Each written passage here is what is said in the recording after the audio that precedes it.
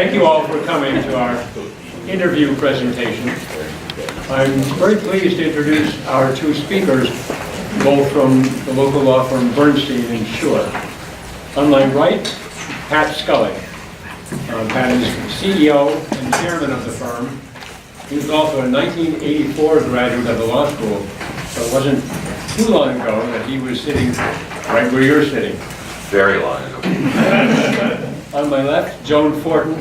Joan, unfortunately, had the misfortune of attending another law school. Notwithstanding that, he has managed, despite that slow start, to become a partner of the firm and is also director of the firm's attorney recruiting effort. Without further ado, here to talk about interviewing Pat and Joan. Hi everybody, thanks for having us and thanks for joining us for your lunchtime. We didn't really talk about how we're starting off. Pat and I have been on the hiring committee at Bernstein Shur together literally for decades, and that was probably another good decade before I got to the firm. And then in the last 10 years, I've been the director of attorney recruiting. So I've overseen the summer programs, so the OCI process of interviewing on law school campuses, as well as what we call lateral recruiting. So when we hire attorneys who are already in practice, I oversee that process as well. And the other thing I do is a ton of courtesy interviews, and we're going to talk about that in a little bit. But we just have been doing this long enough that there are things that jump out at us as really good things to do or know, and other times we see people interview and think, oh, a little coaching would have helped in advance. And when Derek sent out to a lot of the law firms an invitation to participate in your mock interview day, we responded and said, well, we can't be there for that, but we have another idea. And the other idea really was to suggest that we do this. Because Joan and I have been doing this for so long that we have seen people who can come in and do a terrific interview, and we've seen really strong students come in and not do very well in the interviewing process. And so we thought it might be helpful to just give you our thoughts about how to do well. So what we had in mind is Pat and I are both going to talk about different pieces. I'm going to talk about kind of the overall process of interviewing, preparing for interviews, and at least with respect to our firm, how this fits into our hiring scheme, and some broad brush things to think about. And then Pat is going to give you some actual concrete suggestions, do this, don't do that. The key thing for both of us, though, is we really don't want you to be bored to tears sitting there eating your pizza wondering how much longer we're going to talk. So the point of us being here is a service to you. So we want this to be helpful. So please don't feel like you have to wait until the very end to ask a question. I would be very happy to raise your hand so I can finish my thought. But seriously, let's make this interactive and helpful to you, because our sole purpose of being here is to help you. So if you have questions, let us know. And we'll just kind of get started and share some thoughts with you, and hopefully it'll be a bit of a dialogue. So I'm going to talk about, as I said, kind of the big picture of preparing for your interviews, and really that starts now. It started last weekend probably. If you did a mock interview, kudos to you for being here.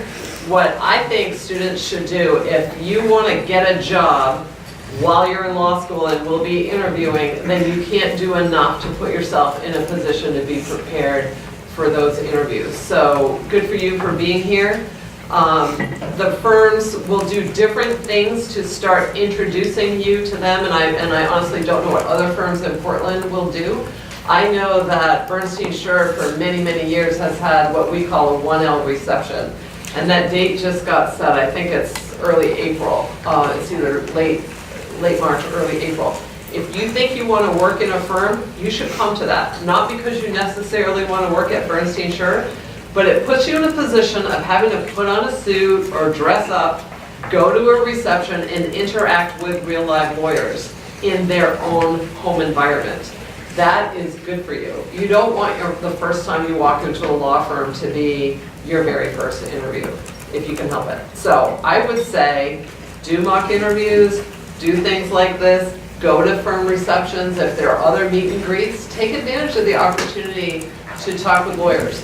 The other thing that people should consider and don't underestimate the value of is courtesy interviews and networking. You could wait until the actual formal OCI process starts and then do a formal interview with a firm. I would say the vast majority of students do that.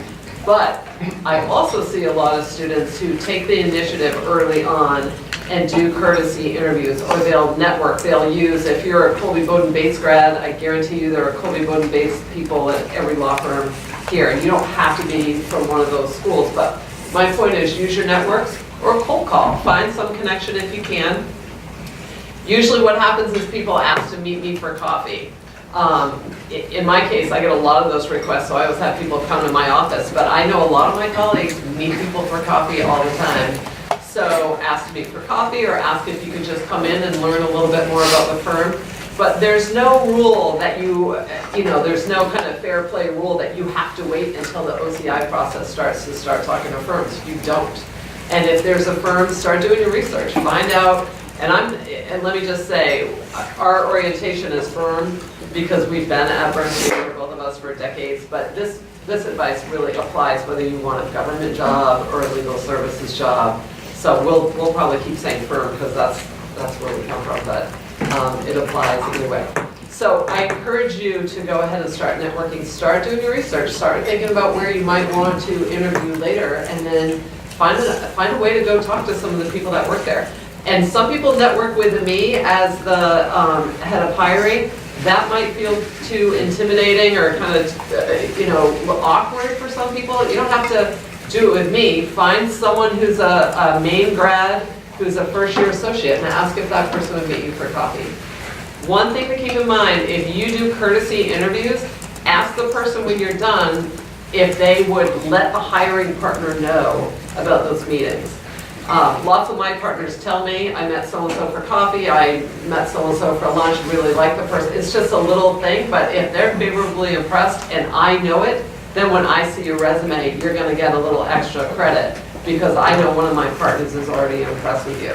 So if you're gonna do the legwork of courtesy interviewing, a really important piece is make sure to ask the person if they're comfortable doing so to please let the hiring partner know that they've met with you. Let me just give you a quick example.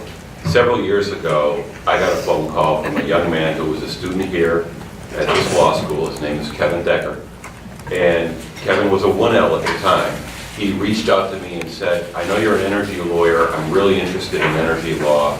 I was wondering if I could buy you a sandwich and we could chat about like how you got into it and what the opportunities are in that field. Now that happens to me probably much more infrequently than it does to Joan. And so I said, sure, I like sandwiches. And so we had lunch in the park. I got to know him a little bit, and then a few months later, his name came through the OCI process, and he's been with us full time now for 2 years, 2 or 3 years. Yeah. He is a fabulous lawyer, but his introduction to us and our introduction to him really started there. And I suspect that if he hadn't done that, given what we know about Kevin, that he would have gotten a job offer anyway if he'd just come through the OCI process. But it had a big impact on me, and it certainly helped him in his efforts. And one last thought on before we get into the OCI process. So for example, we're gonna have a 1L reception. I assume other firms will do something, follow up. So if you meet someone at that reception, you have a really great conversation, send them a note, send them an email, because those normally will get forwarded to me, and likewise other employers. So if you're interested, let people know. In terms of, I thought it might be helpful for you to hear, at least from our firm's perspective, how on-campus interviewing and law students fits into our overall hiring scheme. We actually do a fair amount of lateral hiring. So we hire, throughout the year, we hire lawyers who have been at other firms. But we have made a firm commitment to ourselves as a firm that we always want to be taking in entry-level lawyers. And so we do our primary hiring of entry level through the OCI process. So for us, that's going to start really soon with that reception. We all take notes about who's there. If you're there and have conversations with people, we're going to have notes from all that. Then we go through the OCI process, and there's screening by resume. So we're going to get a whole big packet of resumes, and 1 or 2 people will come here to interview on campus. And they're going to select up to about 15 people. We can't really interview many more than that in a day. And so we're going to do a whole bunch of on-campus interviews, and then we're going to call back 3 or 4 probably to the firm, and then we're going to have a more lengthy on-campus interview. And then from that, we select our 2L summer class. And from that, our hope is that all of those people will do well over the summer and will stay with us. And come back after graduation after they've taken the bar. So the vast majority of new lawyers we hire are through that process. That's not going to be true for every firm, but I just thought it would be helpful to know how we do it. In terms of what we're looking for, so I want to start moving to the interview, and Pat's going to dive in more detail about the nuts and bolts of how to approach that. But what I want people to know, and what I'm getting at, is the nervousness factor. I can tell almost immediately who's nervous and who's not. And a fair number of people are nervous. And my response to that is this. By the time you get a callback interview at a firm or wherever you're interviewing, you should know that we know you're qualified for the job. There's no legal test. We're not going to be asking you questions about secure transactions or detailed legal questions. We can tell from your GPA, law review, jobs you've had, and that's not to say you have to be on law review, but I'm just saying, by the time we get to an interview, we know you're qualified. So at that point, really what we're looking for is fit. I think any firm you talk to is going to tell you that culture is important to them, and that is certainly true for us. And the way I look at it is we spend a lot of time at work, and a lot of people spend more time at work than at home. And when you put the work week together, and it's really important for us that we hire people who are team players, who are collegial, who are respectful, who don't take themselves too seriously. That's part of the firm personality and the firm culture. We want really super smart, really great lawyers who don't take themselves too seriously. So part of us, what we're looking for is how does that person interact? How comfortable are they in their own skin? How well are they able to hold a conversation? Some of the questions I think of when I'm interviewing someone, would I feel comfortable leaving that person alone in a room with my client, or am I going to be really nervous doing that? So that's what we're looking for. And you know what you need to do to answer those questions? It's really super easy. All you need to do is be yourself. So I think people go into interviews really nervous about how to present themselves and what to say and what not to say and all that, and despite what I'm saying now, Pat is going to cover some of that. But really what we're trying to get a sense of is who is your genuine self, and would you be a good fit for our team? When I talk about fit, then I always want to talk about diversity, and then I always assume people are going, well, how, you're trying to judge if we fit your culture, and then you say you want diversity, and we don't have a lot of diversity, so how does fit and diversity fit in? When we say we want people who fit with our firm, we want people who fit with our values, and some of what I talked about, people who are team players and collaborative and respectful. What I don't want you to hear me saying, because I'm not saying, we do not want cookie cutter lawyers who all look the same. So we really do want a whole wide variety of people. We want diverse lawyers in terms of racial and ethnic diversity and sexual orientation and gender and all that. We want people from different law schools. We want people from different regions of the country. We want people from different age brackets. we really truly believe that the more diversity of thought we have in our lawyer mix, the better client service we're going to offer to our clients. So we want to have a wide variety of people, but the table stakes for us are respect, collegiality, being a team player, showing initiative, those sorts of things. The other thing I'll just mention on for us, and this is going to be different, but the tip I have for you is to find out before you go to a callback interview what the process is. Bernstein Shur is a little bit unique in that we do a group callback for an hour. And so we always try to make sure people know that so they won't be taken off guard. But some firms will do serial short interviews. So you might interview 20, 30 minutes with one person, then you go to the next hall, the next office, next office, next office, next office. We do not do that. We have a group of about 5 people in the room, 4 or 5 people in the room, and we do a group interview. And we think that's really helpful because we see the interaction, we can jump off people's ideas, and we think that's very helpful. But you don't get asked the same question 6 or 7 times. Right, right. At once.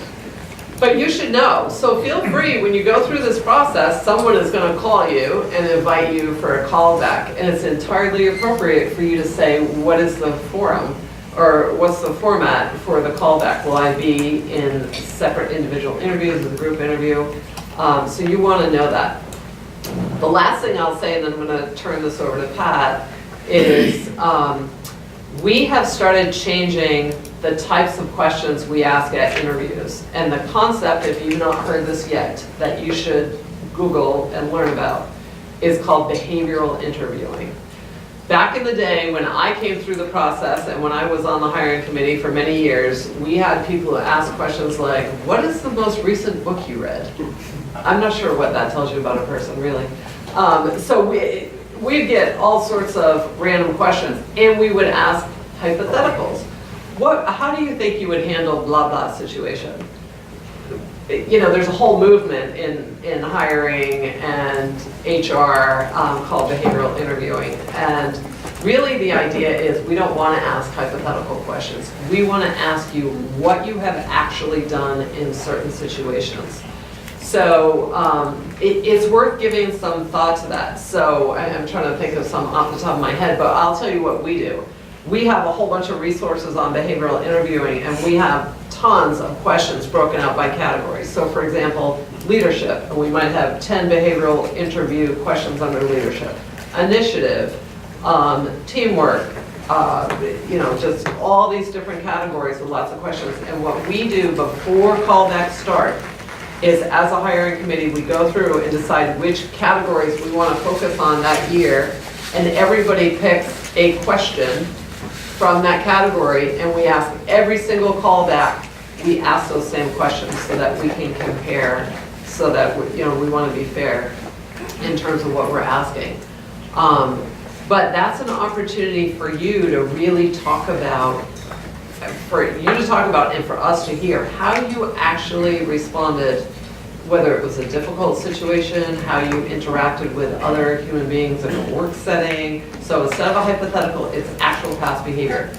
The one thing I'll tell you, we don't do this, but you should know, for some organizations that really do behavioral interviewing as it's designed, there's a whole process with scoring, so someone's job is to just listen to the answer and rate the answer. I do know one employer in Maine who does that, one legal employer. That's the only one I'm aware of. But it's worth, as you get ready for interviews, reading up on behavioral interviewing a little bit, just so you won't get caught off guard. Ours, you probably wouldn't know. You know, it feels like our old interviews. We just ask questions and have a discussion. But we know we're asking specific past behavior as opposed to hypothetical future behavior. With that, I'm going to stop and turn it over to Pat. Thanks, Joan. I told Joan on the way in, even though it's 35 years ago, I still get a little kind of tight in my gut when I come into this building. Anyway, I want to talk a little bit about the interview process itself, and I want to start with prior to the interview. And what I really want to encourage you to do is to do some reasonable amount of homework before you go into an interview. And if you're you're going to interview with multiple firms, try to find out as much as you can about those firms, about what makes them different from one another, about what their areas of practice are, what are they known for, what kind of clients do they represent. To the extent that you can tell from your own research, what's their culture like, have they grown over time? You might even look at important matters or cases that show up that that firm or the lawyers in that firm have been involved with, so that you come in with a better sense as to what that firm is all about. If you haven't done a courtesy interview, but you're coming up for a first or second interview with the firm, and you know someone, maybe someone who was at 3L the year before, has graduated and gone to that firm, call them. Say, hey, I'm going to come for an interview at Bernstein, Shur, Bernstein, or Pierce Atwood, or wherever it is that you're going to go at your firm. Can you give me any thoughts about, what the firm is looking for? Ask them about the people who are going to be engaged in the interview so that you can get a little bit of advance information to help you. Likewise, there may be other people in the community who know about that firm that you can talk to. Professor, if you know a judge. I mean, there's lots of folks out there in the legal community that could give you some background on the firm or firms that you're going to be interviewing with. Also, take a look at the bios of the people that you'll be interviewing with. You should know in advance who's going to be part of the interview. And if you don't know, it's not inappropriate to ask when the person calls to set up your interview to say, hey, who am I going to be meeting with? And if you have that information, then spending a little bit of time with their bios, getting to know them. At the very least, if you can make the connection between the face and the name, it's a really good thing for the interview itself, that you come in knowing, oh, that's Pat Scully or that's Joan Fortin, right? So you can make that connection. Now, I will say there's a fine line here, which is it's okay to come into the interview and reflect the fact that you know that I was an energy lawyer, or that Joan's done a lot of tip work, or whatever it is that about the individual lawyers. Don't go too far. I mean, I've seen people come into interviews and start quoting things from a law review article that I wrote in 1984. That gets a little weird. Okay? So just kind of try to find that middle ground. Can I just jump in though? I agree with Pat, you don't want to go too far, but I will tell you, that feels good. When someone just says some little thing that shows that they did their homework and they're paying attention.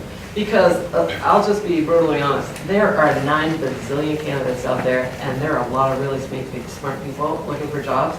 So it's like slicing fine hairs, trying to find out of all these really fantastic candidates, which ones are the ones for us.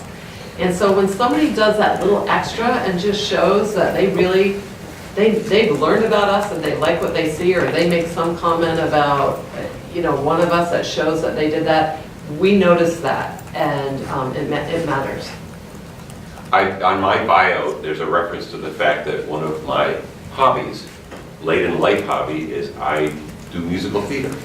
I've had a number of candidates come in and say, hey, that's really cool, why do you do that, or how did you get into that? That's fine, okay? I mean, that's on the right side of the line, I guess I would say. But you get what I'm trying to get at.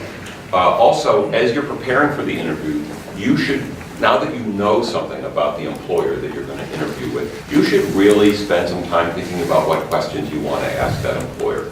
And don't ask everybody you interview with the same questions. Tailor them to the employer and what you know about that firm. And don't ask a question that you should already know the answer to. I mean, we'll sometimes, when we're interviewing, second round interviews for our summer program, people will come in and ask, do you have a rotation program? Well, that's on our website. So don't ask us a question that you could easily already know the answer to, because it suggests that you're not really doing your homework or not thinking very hard.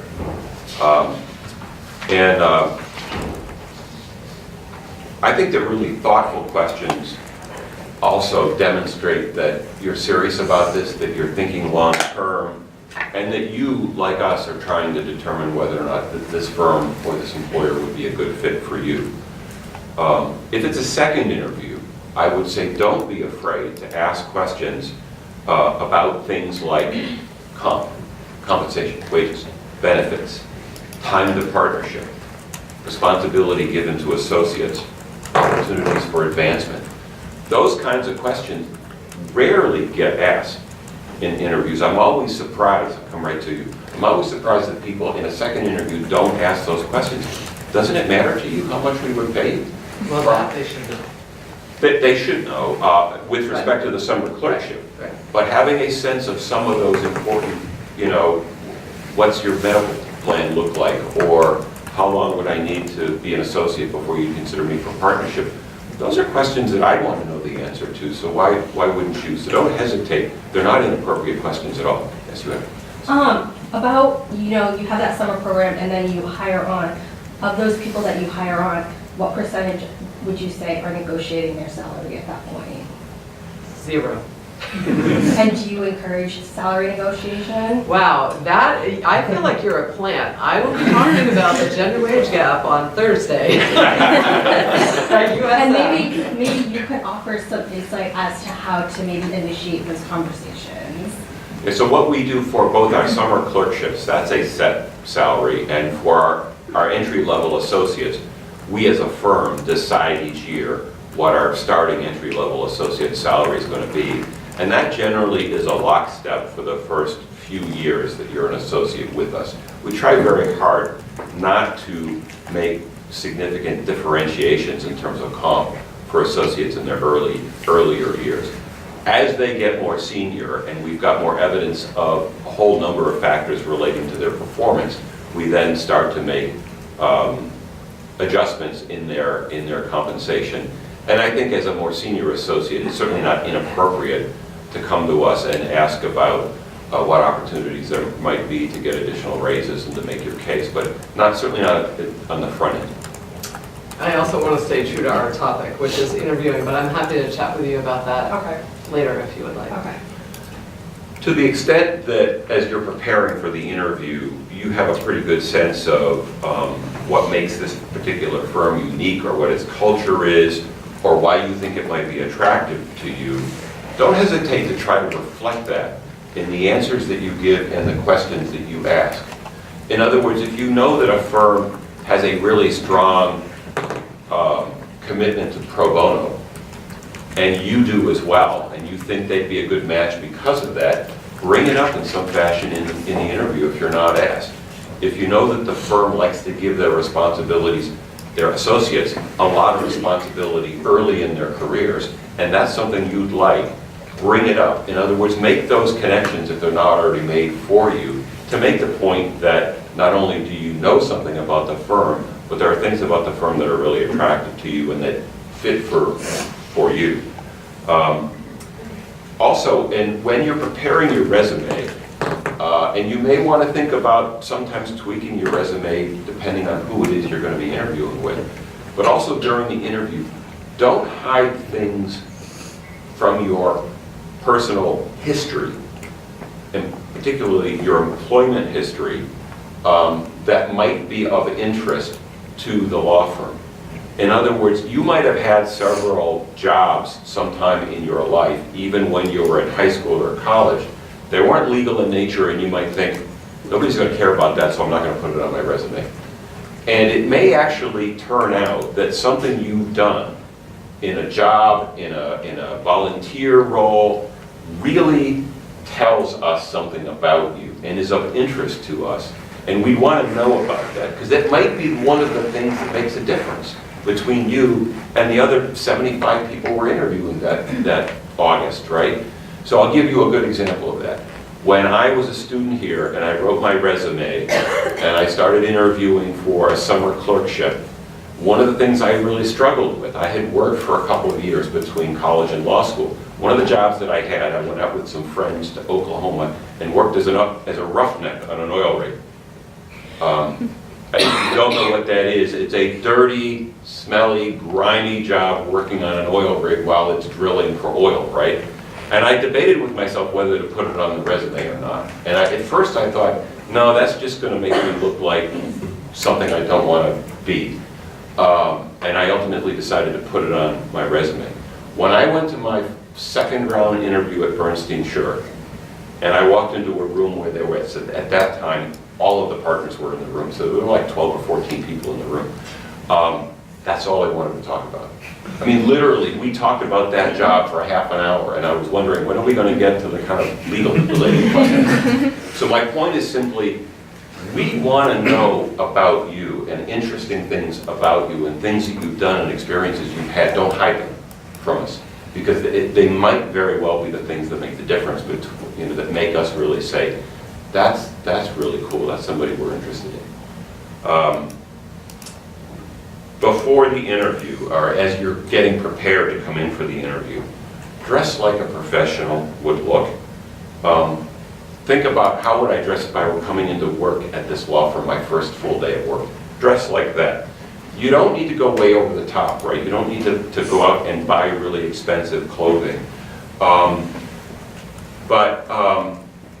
At a law firm, you might want to tailor this somewhat depending on where it is that you're interviewing. So there might be some employers that are a little bit more casual, a little bit more laid back, and would prefer you to be a little bit more dressed in that fashion. And you can always ask the question, right? It's not an inappropriate question. At most law firms, you want to dress, relatively formally in business dress clothes. For a guy, I can do this one easily. It's either a suit or it's a very nice pair of slacks and a sport coat and a tie. Joan may have to help me. Don't even try. Don't even try? Okay. This is one of those places where I get into trouble. Move on. Once you've got the job, you can adjust your style of dress to kind of fit with whatever the expectations are of the place. I think my wife always tells me this, if it's a close call, a little bit better to be a little too overdressed than a little too underdressed, right? But also, as you're getting ready to come to the interview, check your clothing. Check yourself out in a mirror. If you're wearing a tie, is the tie straight? Have you combed your hair? Is everything in place? Just little things. Is your clothing pressed and neat? Are you buttoned up? Like a professional would look. And I would say in general, avoid a lot of, if you're somebody who likes a lot of big jewelry or heavy stuff, avoid it, not because there's anything wrong with it, just it can be distracting in the interview process, right? And before you walk through the door, make sure you've turned off your cell phone. It is really embarrassing for you, not so much for us, but for you if it goes off in the middle of an interview. When you walk into the room, first impressions are really critical. And we've done this so often that, I can usually tell in the first 2 or 3 minutes whether I am interested in a candidate. I would say seconds. Not kidding. I'm not kidding. Dead serious. So come in prepared. Start with a smile, first of all, and a firm handshake. If you're somebody who's got sweaty palms, bring some paper towels and dry them off or whatever so that you can try to avoid it to the extent that you can. But I'll tell you, I don't know if you've ever experienced somebody with a really weak handshake. It can be off-putting from the beginning. It sounds like a small, kind of silly thing, but it kind of sets the tone in a strange way. Look us straight in the eye when you say hello, when you first have that interaction. And if you know who, as I mentioned earlier about knowing who it is you're going to talk to, if you know their name, say their name. Hi Pat, hi Joan, I'm Mary. It's really nice to meet you. So start out with that kind of impression. It makes all the difference in the world. I just want to comment on the handshake. I personally have such a negative visceral reaction when I get the little wimpy handshake. It's really, I have to consciously try to overcome it. That might sound silly. If you don't think you have a firm handshake, I'm dead serious. You need to practice. And practice with your friends or whatever. But because if you haven't read Malcolm Gladwell's work, you should. But people form opinions instantly. And even, for someone like me, I try to override, but I am overriding a negative impression the second I touch your hand and it's wimpy. So, and I'm not alone. I've heard lots of other people say the same thing. So shake hands with each other. And if you get any feedback that you don't have a good firm handshake, then you've got to work on that before interviews. I know that sounds silly, but I'm dead serious. Now, you're not trying to crush fingers, okay? So, it's just really a good, solid, firm handshake. When you come in and you sit down for the interview, sit upright, okay? Don't do this. I mean, really, some people do this. And Or they get way back, like, you know, it's like, yeah, whatever. I bet these things all send a message. Your body posture sends a message. If you're upright, okay, if you're maybe a little forward or a little bit forward in your chair, it sends a message that you're engaged, you want to be there, that you're a part of the process. Don't cross your arms and don't like put your body into a position that looks like you're kind of closed off from the people that are interviewing with you. There are lots of resources out there by people who know much more about this than I do, about body posture and what signals it sends. But believe me, we see people who send those kinds of signals, and again, it's very off-putting from the beginning. And I think it's nervousness, I will say. I don't think people don't care. I think they're just trying so hard to be relaxed that they look too relaxed, you know, so. You want to get the jumper cables out. During the interview, and I guess this would be my number one point, I think Joan made this at the outset, and I shouldn't use this expression, but I sometimes have what I call a potted plant interview, okay? That is where the person sits there, waits for a question, answers it, and then waits for the next question and answers it, and then waits for the next question and answers it. I will tell you, as an interviewer, I want to shoot myself about 5 minutes into that interview, okay? This needs to be a conversation. We want to learn about you, you want to learn about us. It's not an interrogation. Treat it as a conversation. And that, if you look at it that way, that should also help you get over your nerves a little bit. Engage with the interviewers. Come with things that you want to say. Come with questions that you want to ask. You don't want to dominate the interview, because I've seen that happen as well.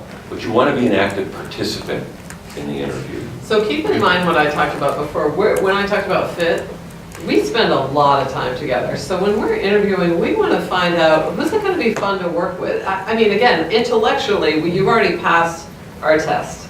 So we're trying to figure out who am I going to enjoy being on a case with? Or if I'm closing a deal at 3 in the morning, is it going to be okay to have this person in the room? Or if I've got my favorite client who I really, really have this great relationship with, am I going to want Eric? And so we just want to have a conversation and get to know you as a human being. And what I always tell candidates is, remember, this goes 2 ways. You do not want a job where you have to go to work every day and put on your work face. And I know people have had those jobs, and you probably do too, right? You want to have a job, I would think, where you can go to work and be yourself, and be your best self, and do your best work, and know that you're valued for who you are and what you have to contribute. So bring that person to the interview. And guess what? If it's not a good fit, it's better you know that early on, because you want a place where you feel comfortable too. So it goes both ways. I do want to give a concrete example about the interviewee who doesn't engage. I had an interview a number of years ago, and I interviewed a woman who was #1 in her class. Fantastic on paper, and I went into the interview assuming this is someone we might want in our summer program. And afterwards, I didn't give her a call back. And it was a little bit of time went by, and she reached out to me and asked if I would give her feedback. And she said, I'm not getting any callbacks, and I don't understand why. Would you be willing to give me feedback? And then we had a very candid conversation. I gave her specific examples from our interview. And you probably haven't read my bio, but I practiced in Alaska for a little while. I'm admitted in Alaska. I own property in Alaska. Alaska is all through my bio if you're looking carefully. She had just come back from a vacation in Alaska. And again, I was just trying to get to know her a little bit. That's a super easy topic for me to talk about. I tried to talk about Alaska. She would not engage at all. And I was just trying to make conversation, and I got wooden face and one-word answers and just didn't engage. And so I thought, wow, that's odd. And so throughout the interview, I kept trying to engage, and nothing. I got nothing back. So I told her, I said, I thought you weren't interested. You didn't show any interest in me personally. You didn't show any interest in my firm. I got no sense you even wanted a job at my firm. And her answer was, I was trying to evaluate the firm. I was trying to evaluate whether you were someplace I wanted to work. And I said that, well, you do need to do that, right? You do need to evaluate which employers you actually want to go work with. But at the same time, it's a two-way street. I'm trying to evaluate you, you're trying to evaluate me. We have to start forming a relationship in order to determine whether there's something there. So if you're at the top of your class and you know you're likely to get a whole bunch of callbacks, you cannot go to the first round interviews and kind of be like, do I want to work at that firm or do I want to work at that firm? Because nobody's going to want to work with you, right? So engage with the employer and the interviewer. And you know, nerves are okay, we all have them, but you're really going to have to try to get control of them, and people use different ways of doing it. But keep in mind, again, as Joan said earlier, this is not an interrogation. We don't want you to fail. We want you to succeed. The person doing the interview wants to see the best you. They want to see you be yourself and be awesome in the interview. They're on your side, right? They just want to get that from you. And maybe one way to think about it is for you to kind of sympathize with the interviewer. I mean, if you can just imagine in your own head what it's like to look at hundreds of resumes and interview tens or dozens or multiple dozens of people, it's hard to do. And it's hard, and it's, you know, we're looking for those extra little things, these subjective things in addition to the objective stuff that's on your resume. And if you can think about how can I make this experience more pleasant for that person instead of worrying about how I feel internally, you can turn it externally. I think it'll help you maybe get beyond kind of your own fear or your own nerves and really engage more fully.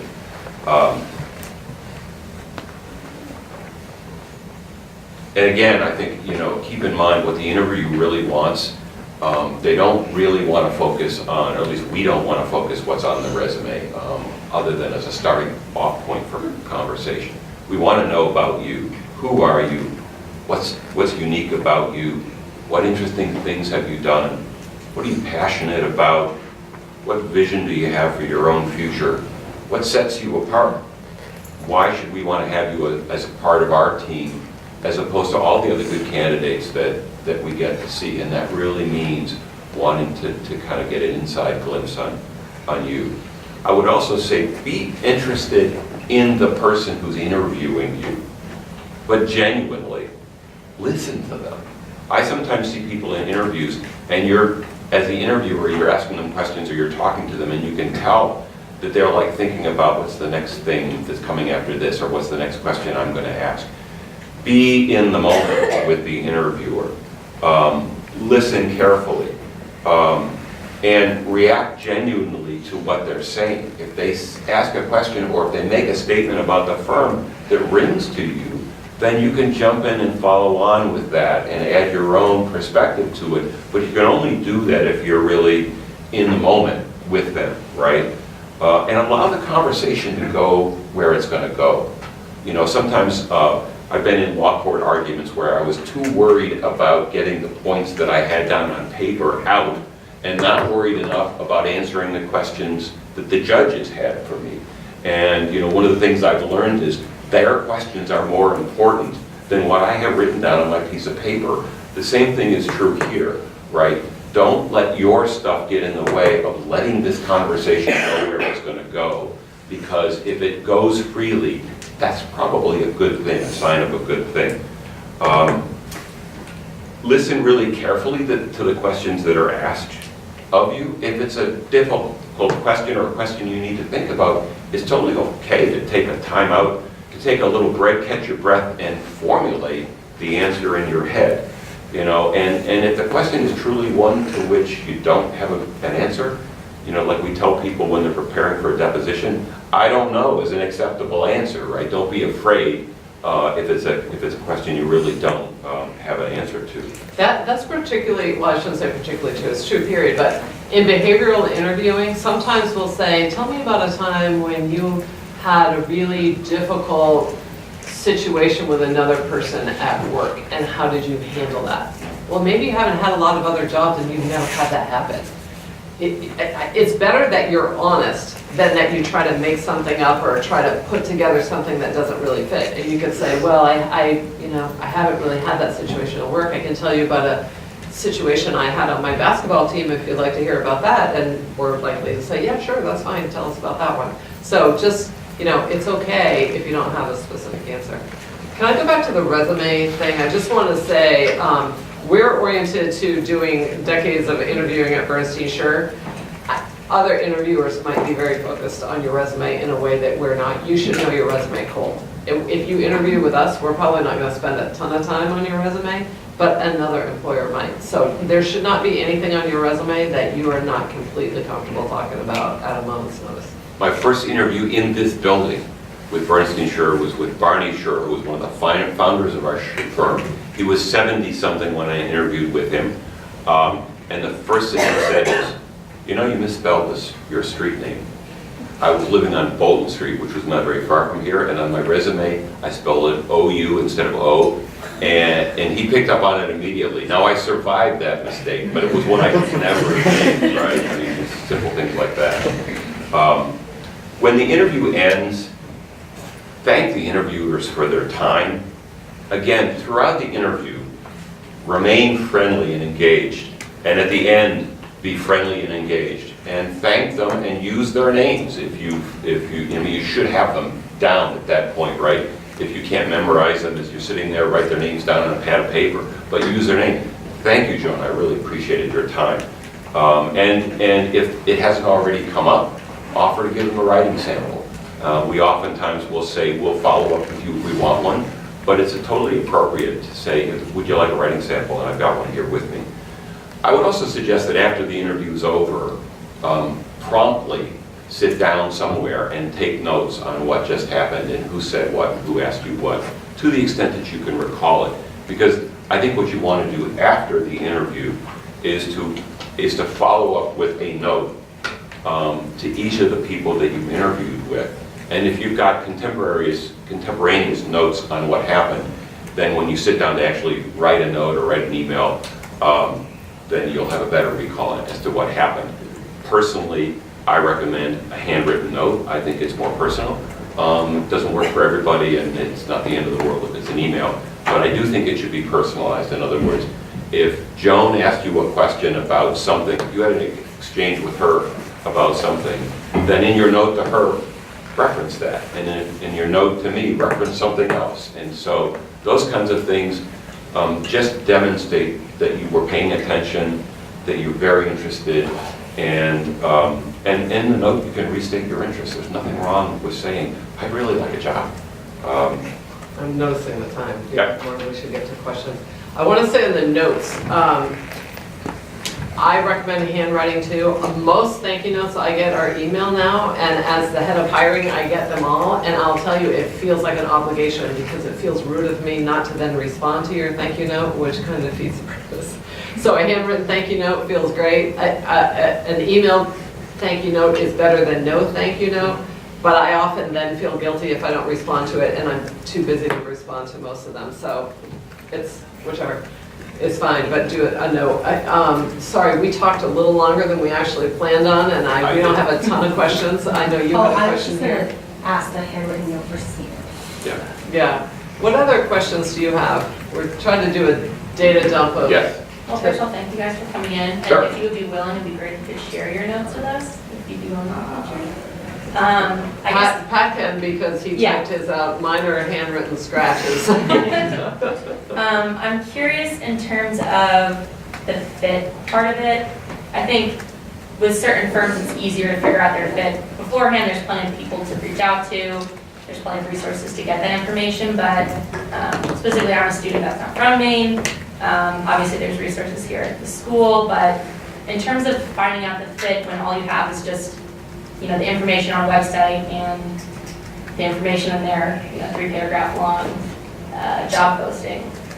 What strategies would you give in terms of digging deeper, but especially when those resources maybe aren't as obvious? Well, I think one of the reasons that we do the group interview for the second interview is in part to get at that, because we think that if there's 4 or 5 of us in a room with you, that there's a better opportunity for you to get a sense of what the culture of the organization is, because you're seeing us all kind of interacting with one another. So that's one way to do it. I don't know that there's any magic answers to this other than just pursuing anybody who's clerked there before. I think following your own network of people to try to find out what you can find out about people's experiences there. If there are students here that clerked there the prior summer, or graduates who've now gone on and worked at those firms, there's certainly no downside to calling up somebody, even if you don't know them, who's a recent Maine law grad and is now at that firm, and say, hey, I'm preparing for OCI, and I'd love to get your feedback on what's special, what's unique, what the culture is like at your firm. The other thing is, I would suggest when you go to an interview, one question that you could all ask is, could you describe the type of new associate who is successful at this firm? Because I could answer that right off the top of my head, and I bet you'd get a very different answer, at firms all over the place, or employers. So I think that's just one piece of your investigation in terms of fit and culture. A lot of people ask the question, there are a lot of good firms in Portland, culture is important to me, what makes your culture different than the other firms? It's not a bad question, but sometimes you may find that you're getting the same, something very similar in people's answers, because we all think we've got a great culture at our firms, right? So that, again, is probably, it's worth asking, but I wouldn't necessarily bank on it. And we try really hard not to comment on the culture of other firms. I really do not want our people commenting, trying to say, well, we're better than that firm. So do your own homework on that. What questions do you have? I want to try to get to more of what you want to know. You guys mentioned a couple times about, top of your class, law review, stuff like that.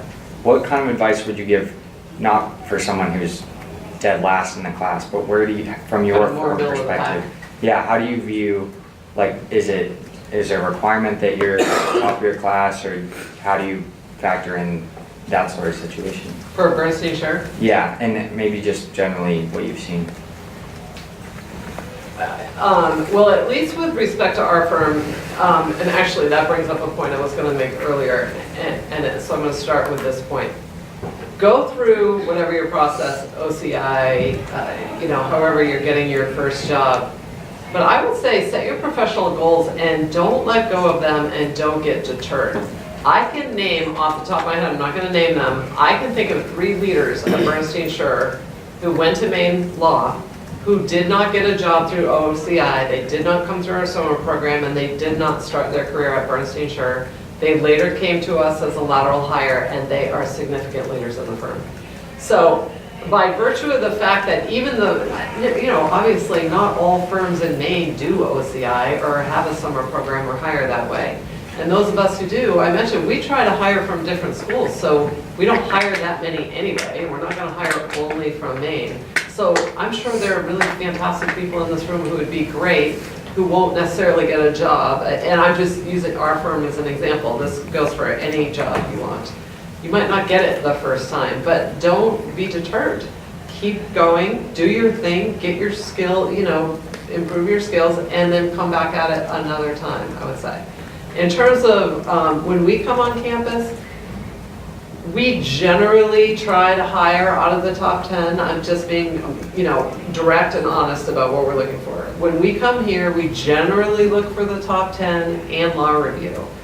But I can, again, name people in my firm who did come through OCI who didn't have either of those things. So, there's no hard and fast rules. We really do look for the actual human connection and potential, and sometimes we see it in people who, didn't have the most stellar grades in law school, but we see other things in their resume and in their interactions that let us know that they would be a good fit, and those people are really good lawyers. I think in general, obviously different employers and different kinds of legal employers care more or less about GPA.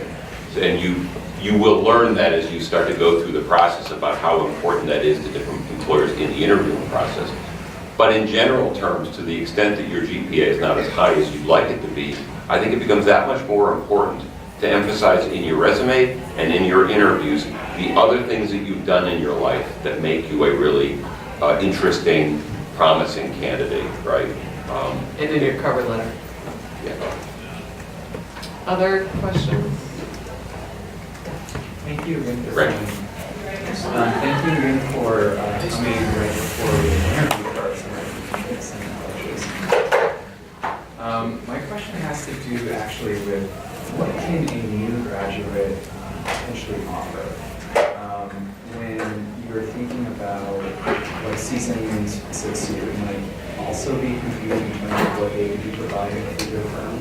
I know that the OCI process seems like it's trying to streamline it a bit, but what can a Maine law graduate, a recent graduate, bring in terms of their experience, their practical legal experience to a firm? How do you try to cater it in that respect? My response to that is it's not your practical legal experience that we're looking for. Generational depth is extremely important to us. We try to make sure that we have really good, solid lawyers at every step along the way. And you're not competing for a job with a really talented lawyer who's got 3 years at Sidley Austin. You're just not. So what we're looking for are, again, all those fit things I talked about, people who have demonstrated academic success, so we know you're smart, we know you're a hard worker. I personally look for drive and initiative because we want people who are eventually going to be able to build a book of business, they're going to be able to attract clients, they're going to maybe develop a whole new area of the law that our firm isn't practicing in right now. So I'm looking for all those qualities, and I can see those qualities in a brand new lawyer. I'm not looking for your legal expertise because you don't have it yet. And so we're looking for something different when we interview new students. Unfortunately, we're going to have to wrap it up, but I want to say thank you very much for attending.